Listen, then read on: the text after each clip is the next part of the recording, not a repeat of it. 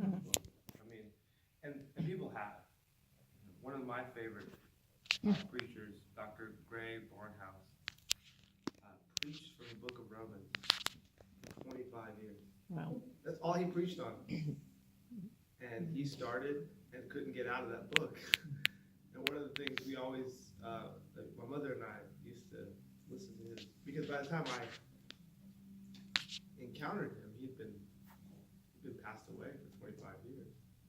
He preached at 10th Presbyterian in Philadelphia. And he would just go phrase by phrase. I think he had maybe 70 sermons in Romans 8 alone. And so that's just the richness of the book. So, yeah. With that, I mean, I just kind of feel like you could spend as little or as much time in the book of Romans. I also want to thank Dave, Giles, thank you for leading and I got a lot out of it myself. yes, right? Absolutely. Of course, Ida Page, thank you so much. It's been fun to work through this book with all of you. So this is really we're just bookending it. We started with some of the details about the book. I don't know if you guys remember when we did that, but that was in the fall. So we've gone through all the chapters. I did want to touch a little bit on the last kind of theme in the book at the end, but I was able to just find some cool facts I think that could be edifying for everyone. Obviously, this is not one of those books where authorship is in question. This is not the book of Hebrews, where we are still to this day wondering, was it Paul? Maybe not. It seems a little different. This is Paul. And this is Paul really at his magnum opus, I think. This is his big, big work. We know from scholarship that the book was probably written in 57 AD in Corinth, of all places, to Jews in Rome. It's the 45th book of the Bible, 6th book in the New Testament, first of the 21 epistles, 6th of Paul's 13 books, 21 books to follow it, 16 chapters, 433 verses, 9,447 words. But who's counting? Here's the thing, but who's counting? Exactly. But here's the thing.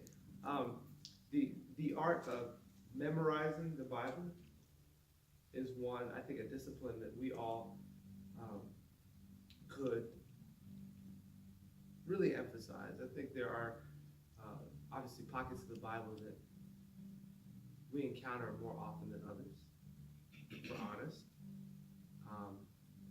I can't remember the last time I read the Small Prophets. I couldn't name all the small prophets. I know Habakkuk, because I've always thought, wow, what a name. But Romans is one that we traverse in constantly. And so when you think about how important it is historically for the Christian faith, that is the magnum opus of Paul's work, that doesn't seem like a lot of words when you think about it. Here are some of the words that appear at least 60 times each in the book of Romans. This should not be a surprise to anyone. Righteousness is a big word. And we've unpacked that. Righteousness in the context of the gospel. We are made right before God. The word all, talk about inclusiveness. All. Right? So there's that patch in Romans where we unpack what it means to be an Israelite. And how does that affect your standing to receive the gospel? Well, all is one big word that we see. Faith should not be a surprise. That is the vehicle through which the gospel enters and affects us. Sin. Romans does not shy away from sin. Law. So, law appears a lot. And law is the old covenant. both the guardrails, the guideposts, what lets us know that we're definitely not perfect.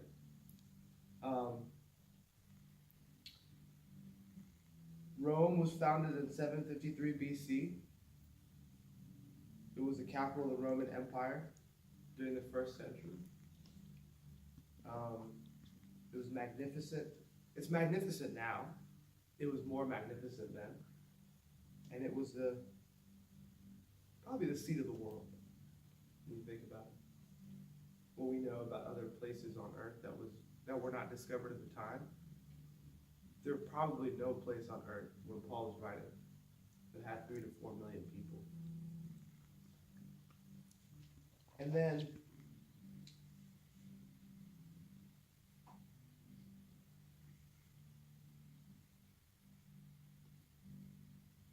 Romans 16, the last chapter, Paul greets by name some 26 or 27 people in a congregation he never visited. So here's a person that is acutely aware of his ministry, of his mission, that knows people by name, that is deliberate, that is making sure that the work that he's doing in Asia Minor is getting to every pocket of the Middle East. Tacitus, a historian, referred to the Christians who were persecuted under Nero in 64 AD as an immense multitude. So even 7 years before this historical landmark of the people that are being killed by the Roman Empire for being Christian, being an immense multitude, you're seeing Paul gathering up a community of Christians that we are now members of. But think about that nascent movement. I remember in the beginning of the book, talked about the influence it's had on many Christians. We talked about John Wesley. We talked about Martin Luther. We talked about Augustine. How these 3 pillars all came to faith interacting with the book of Romans. Augustine, from his life of lust and sin, heard that song right outside of his home, in his yard. Pick up and read, pick up and read. And what did he pick up and read? Romans 8. Wesley was passing by a Bible study in dimly lit London evening, and he overheard a passionate speaker. And what was the passionate speaker talking about? The book of Romans. Mm-hmm. Martin Luther, already a priest, but confused by the practices of the Roman Catholic Church, commits himself to deep study, jumps in to the Bible, and what changes his life, makes him the reformer that we know of today, the book of Romans. But here are some other things that other people have said about the book. Samuel Taylor Coleridge, a poet, regarded Romans as the most profound book in existence. Gaudet, a commentator, called Romans the cathedral of the Christian faith. Meyer referred to Romans as the greatest and richest of all apostolic works. Martin Luther, this is expected, this epistle is the chief part of the New Testament and the very purest gospel. It can never be read or pondered too much. I agree. And the more it is dealt with, the more precious it becomes, and the better it tastes. That's Luther. So, we know what the big words are. We know its historical context, the people it's written for, its author, what other Christians have said about it, what other pillars of our faith have said about it. The 4 great doctrines that we went through: righteousness, justification, election, sanctification. Righteousness defined as the quality of being right or just with God. Justification, God pronounces those righteous whose sins have been forgiven. Election, God has predetermined a means of salvation. But we remember that difficult concept of election was tied to a pressing question that Paul posed on himself about God's love. Is it truly unlimited if the people of Israel do not enjoy favor in the same way that they historically have? That was the question he was answering. So election is not a principle or concept that stands in a vacuum, but it's a question, it's an answer to a question. How unlimited is God's love? And the answer election gives is truly unlimited. Doesn't matter from where you come, what stock you are, what ethnicity you are, what faith group you are. If God's saving grace through Jesus Christ is something that you believe in and pursue through the Holy Spirit, then salvation is for you. Sanctification, set apart from evil ways. And we know all things work together for good to those who love God and who are called according to his purposes. Romans 8:28. So, of course, if we're going to overview the book, just very quickly, we understand that justification by faith alone was introduced.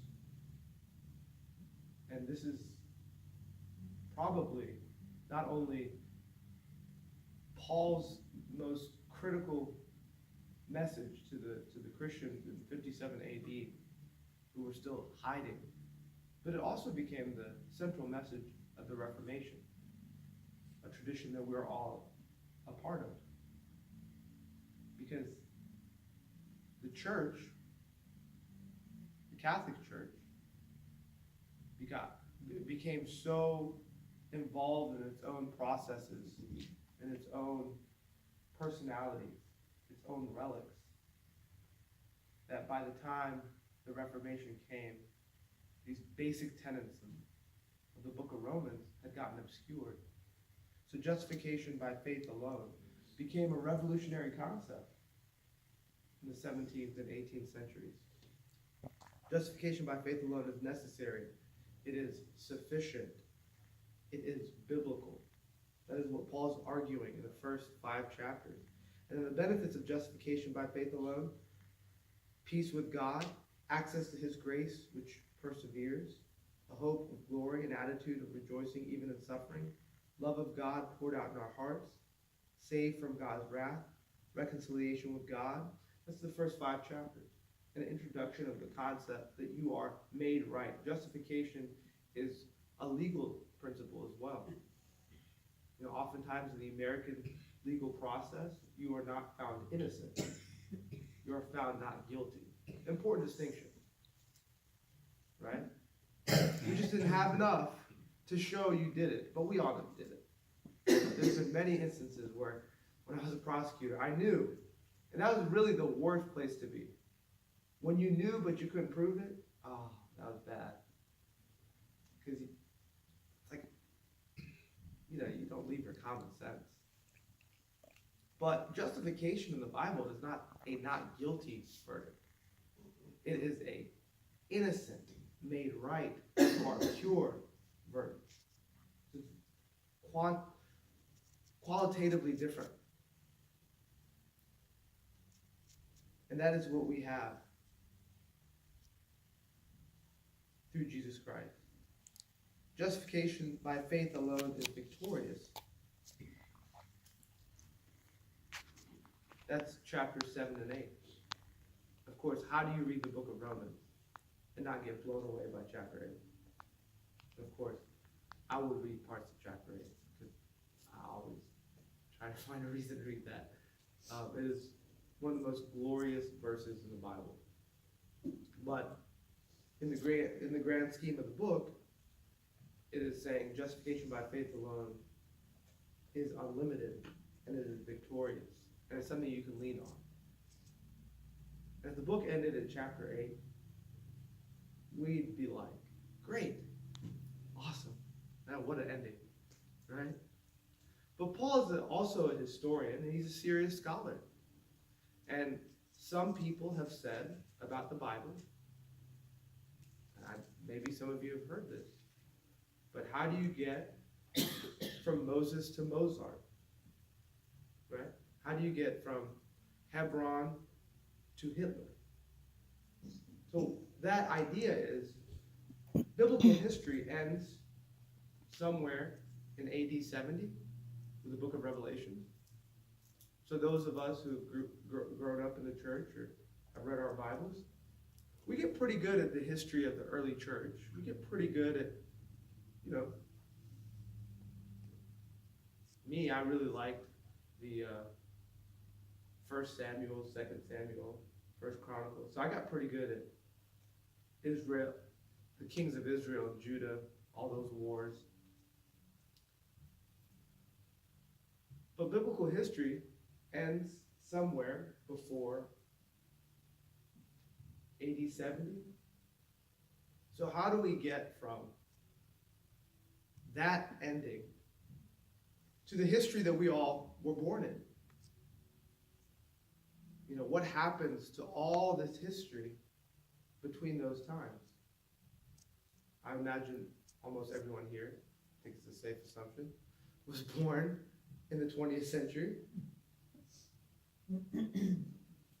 So how do you get from 70 AD to 19 whatever? How do you explain those years? How do you understand it? Because unlike biblical history, where God, through his revealed word, is taking you through these decades, explaining these kings, you're having an understanding of these personalities, generally where Jesus was, what geographic place he was. We don't have the benefit of that to, for example, understand the Crusades or understand the Reformation. But Paul, I think, in Romans 9, when he discusses election, I think appreciates this. And that's why he's asking rhetorical questions that we're going to ask. And that's one of the great things about the book of Romans, because you really see a roadmap throughout history. You don't need to have all the details. But anytime you think, wow, this group of people seem to be really doing well these few 100 years. Maybe God really likes them. Maybe God doesn't like this other group of people. You have your answer in Romans 9. That is just not true. That's not how God works. And salvation is available to anyone and everyone God chooses. So, although most of the book of Romans, I think, is a theological treatise, towards the end there, we see some application. And that's between 12 and 16. Justification by faith alone produces holiness, love, and humility. So Paul obviously, very practically, also wants to give instruction to this church. So that production, that sanctification is individual, it's corporate, and what I hope to talk a little bit about today is it's also social and civic.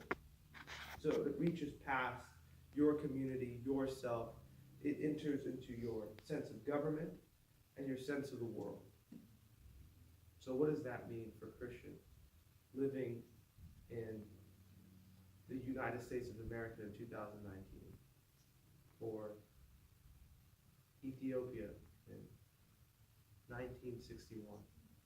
What does that mean? What does it mean that the book of Romans asks us to apply justified by faith alone, not just to ourselves, but to the world around us? So individually, we know that we are to live lives in the Spirit, characterized by freedom and victory over sin. We are no longer to submit our lives to unrighteousness, but to righteousness. We are to be governed by the Spirit of God. We are to renew our minds, that great verse in chapters 12, verse 1 and 2, the renewal of the mind. It's a great, great sense of illumination, and it changes the very fabric of your thinking. One of Chuck's sermons, I remember he said that you can't think your way to new actions, you have to act your way to new thinking. And that dovetails perfectly with Romans. We've all try to think our way. I just spend some time thinking about this. Maybe I'll go to the gym more. No, probably not. But if you just go, you realize that was good. Maybe I should go again, right? And then we are to use our spiritual gifts in service to the body. Love, joy, patience, generosity, goodwill towards others, and humility are the mark of our lives because of the truth we have embraced in Christ Jesus. So we have these goals, these fruits of the Spirit. But then, it gets slightly more complicated. And that's what I want to spend a little time on. And please, share your thoughts on this, because this is not always easy or intuitive for me to understand. So, our civil and social responsibility is to live in submission to the authorities established by God. Right? So what does that mean? Now, that might have been an easier verse to understand. I would submit. Maybe the 5th or 6th century, maybe all the way up to the 17th century, when the world was ruled by kings, established by God. Okay. Who has been ruling my country for almost 1,000 years? Oh, this one family, established by God. Okay, I'll leave them alone. Right? But we don't live under that form of government anymore. We live in a democratic republic.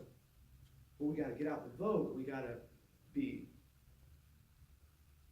in tune to what the politics of the day are. Right? It's not necessarily not living in submission. I hope not. When we are critical of the policies of our government, right? Surely that's not what Romans is talking about. I mean, can we be critical? Surely we can. We're empowered to. We're citizens. We pay taxes. So what does it mean to be submissive to government? Which government? How? Romans explains, when we submit to government, we demonstrate our submission to God insofar, here's the kicker, as the government has not coerced us to sin against God. Mm-hmm. Right? So it's not an unlimited submission. Coerced us to sin against God. So there is, I guess, a place where a rebellion against the government could be sanctioned because that government has been coercive. And another rebellion that could be in violation of this commandment.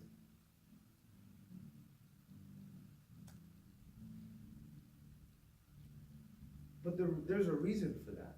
There's a reason for submission. There's a reason for a respect, I think, of institutions, certainly. Maybe not people.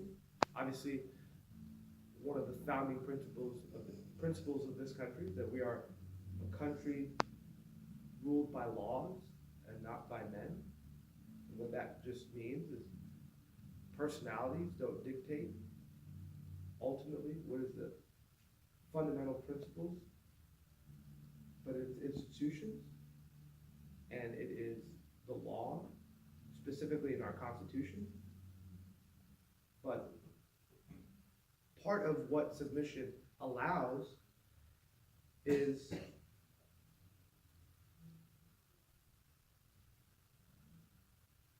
we get a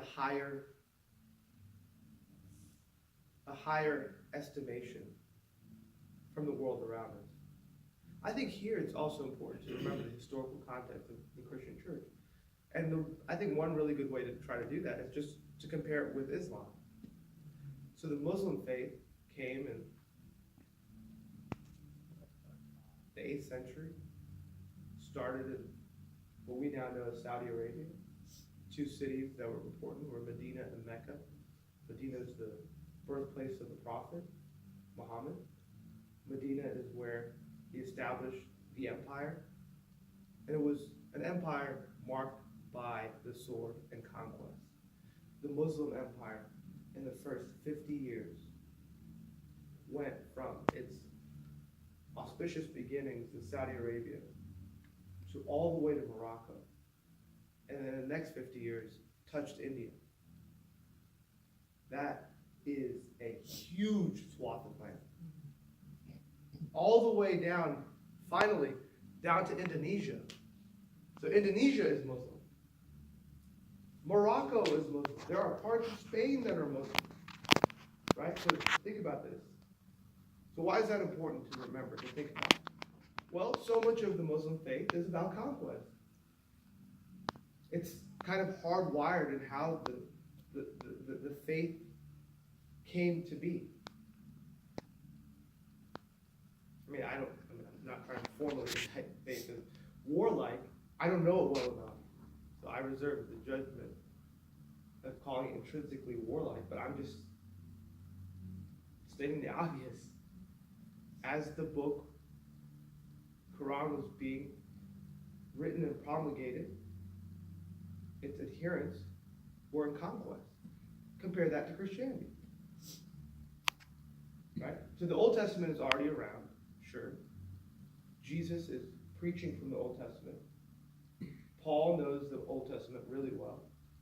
The New Testament is a collection of letters, is the Gospels.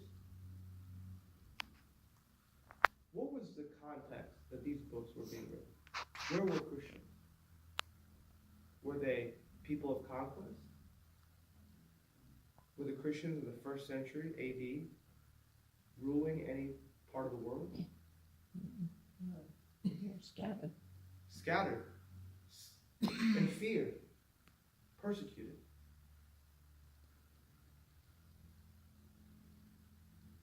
So,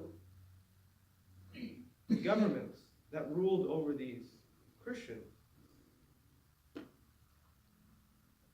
were intrinsically hostile. So I think just realizing that we have so much to be thankful for. That even the hostilities, some of the hostilities that still inflicts Christians in the world today, I think overall does not compare. And then specifically about us, the fact that we can gather together and worship. This is not something that Christians throughout all history took for granted. So that is an incredible blessing that we have. But it also makes it a little bit more difficult to understand these verses about submission. Because Christendom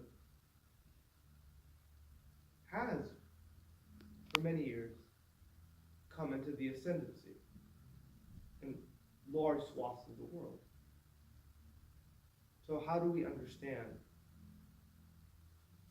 our duty to both government and our duties to ourselves as Christians and our duties to God?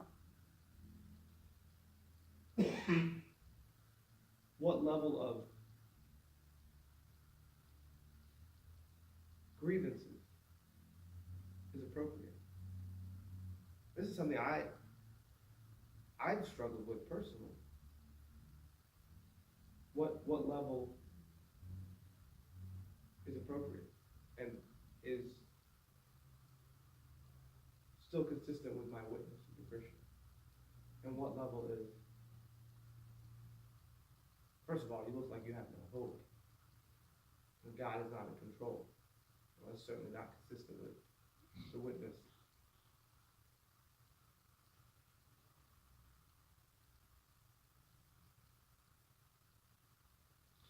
Then the government focus goes inward to the church focus. Paul says we are to think of others more highly than we think of ourselves, and we are to accept one another. So it reveals a little conflict within that specific church. The Roman church was struggling with some disputes inside the church where some mature members were wounding less mature members through disputes over dietary laws and special religious observances. Of course, the early Christian church also was beset with the problem of having very, very faithful Jews becoming Christians. Christians and saying, all right, there's a maze in which you have to go through to become a Christian. Circumcision, dietary restrictions. And Paul spent many years saying, you don't have to be a Jew before you become a Christian. Please. You can just go. There is a faster elevator. Gentile Christian. We don't have to go to the Judaism floor. I mean, you can go there. You can hang out. But you don't have to be a member of the Jewish faith. Right? And you have to remember, that was the first conflict in our faith. That was what split Peter, James on one side, and Paul on the other. Right?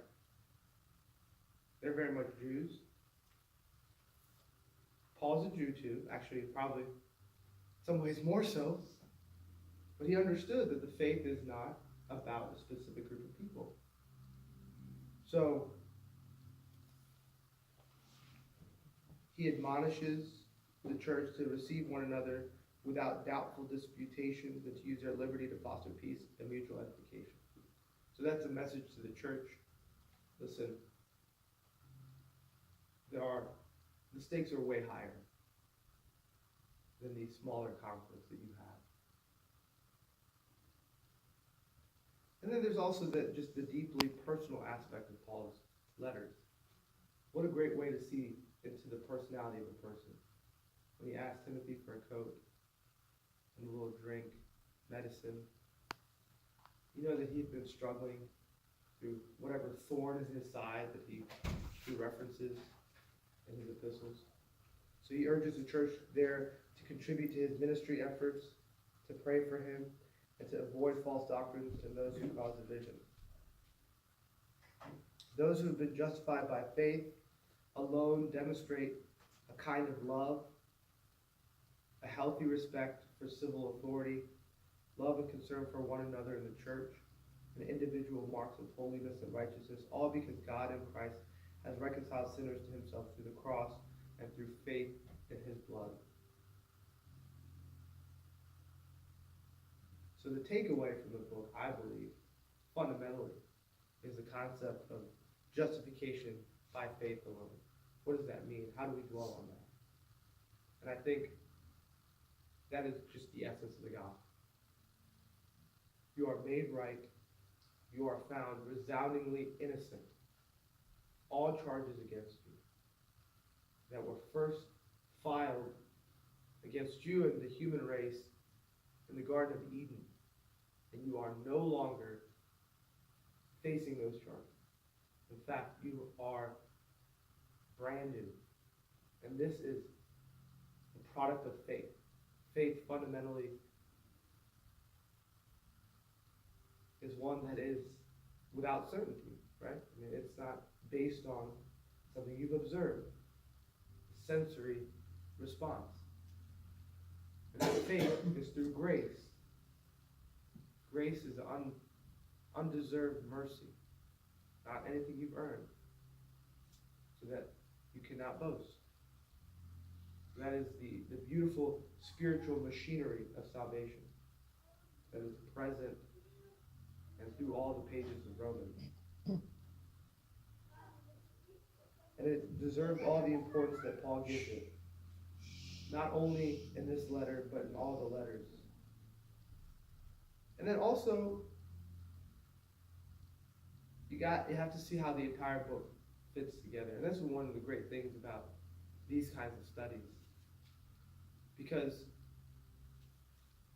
one thing that happens when we don't, in my opinion, read the Bible like it was meant to be read, when we don't parse out individual epistles, then we spend too much time, I think, in turmoil thinking, what does election mean? Right? As if it's just a glossary word. We have this dictionary, we just go through election. I don't like that definition. I don't like that. That makes me feel weird. I don't know if I can tell my friends what the Bible says about election.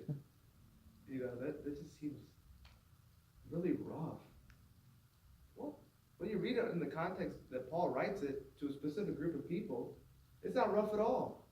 It's beautiful. But you have to read it in context. And that's one of the things, I think, a takeaway from the book of Romans. You have to read it in context. So just because you are well versed in election and this idea that God may not elect some, in the middle chapters of the book, some uber reformed folks. Trust me, I sometimes have struggled with that, over focusing on that part. You have a need to rediscover in chapters 1 and 3 how infinitely implausible your salvation is. That is a good remedy for the arrogance that may come from studying Romans 9 too much and thinking, I'm one of the elect. I'm good. Well, maybe you should read Romans chapters 1 to 3 that says, how on earth are any one of us saved? And the impeccable chain of logic that constructs the gospel in chapters 1 through 8, but have then rarely spent time in the tragically overlooked chapters in our corporate life together that complete the book. So Romans is also one of the most interesting treatments of Christians dealing with their government. I think I've shared it with many of you, fought in the Eritrean War for Independence. It spanned from 1961 to 1991.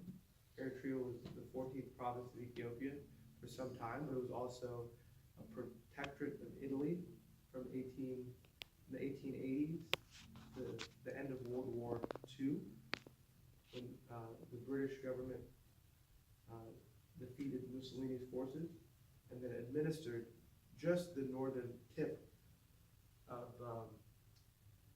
what was Ethiopia for 10 years. So Eritrea came under British administration. And the British, at that point, were trying to get out of the colonization business.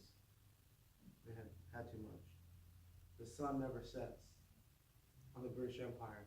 I'm sure that can get pretty exhausting. Which also makes me think about this Brexit argument that we've been in and out of.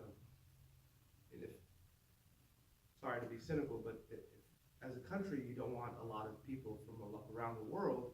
Maybe it's not a good idea to colonize so many people who've gotten very used to British ways and customs and like, oh, we can always just go to Great Britain. But that's neither here nor there. The British Empire was waning down. It took over Eritrea for a little bit. And then the Eritrean people, some segments, entered into a conflagration against the Ethiopians for 30 years. One of the things that I started asking was this a just war? Were you allowed to do this under biblical principles? Can you wage war against the government?